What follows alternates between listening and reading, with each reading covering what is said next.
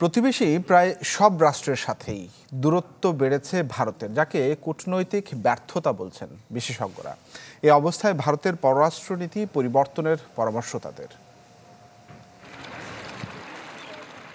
দক্ষিণ এশিয়ায় অন্যান্য রাষ্ট্রের সাথে সহযোগিতামূলক আচরণের বদলে বিগ ব্রাদার সুলভ কর্মকাণ্ড করে থাকে ভারত, যাতে বিভক্ত প্রতিবেশী দেশগুলো।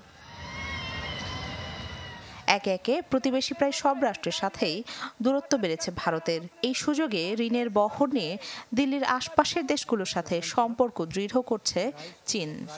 একটা পরাশক্তিগত চিন্তা ধারণা থাকলেও সেটাকে বাস্তবায়ন করার মতো যে আর্থিক বা যে সামরিক সক্ষমতাটা দরকার, সেটা তার এখনো পর্যন্ত তৈরি হয়নি। চীনের সাথে তাদের যে বৈশ্বিক দ্বন্দ্ব, সেটা ইডিওলজিক্যাল হোক বা মিলিটারি হোক বা স্ট্র্যাটেজিক হোক বা ট্রেড হোক, সেই ক্ষেত্রে চীনকে কাউন্টার করার জন্য ভারতকে তার প্রয়োজন।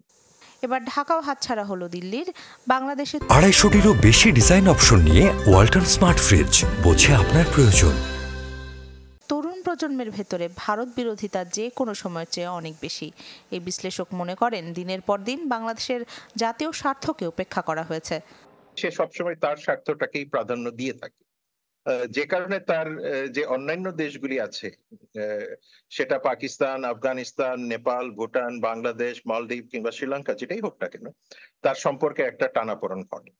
এছাড়া মোদী শাসনে হিন্দুত্ববাদের লালন ও হিংসার বিস্তারের কারণে ভারতের পররাষ্ট্রনীতি তার স্বাভাবিক গতি হারিয়েছে।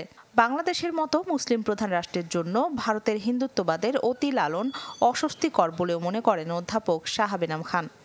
ধর্মকেন্দ্রিক ব্যবস্থাপনার দিকে নজরটা বেশি থাকে, যে কারণে যে এই যে মুসলিম বিদ্বেষী যে চিন্তা ভাবনাগুলি আছে, সেটা খুব স্বাভাবিকভাবে আফগানিস্তান, পাকিস্তানকে যেরকম সহায়ক হিসেবে দেখা যায় না, সেই হিসেবে আমরা এই মুহূর্তে বাংলাদেশের ক্ষেত্রেও দেখতে পাচ্ছি।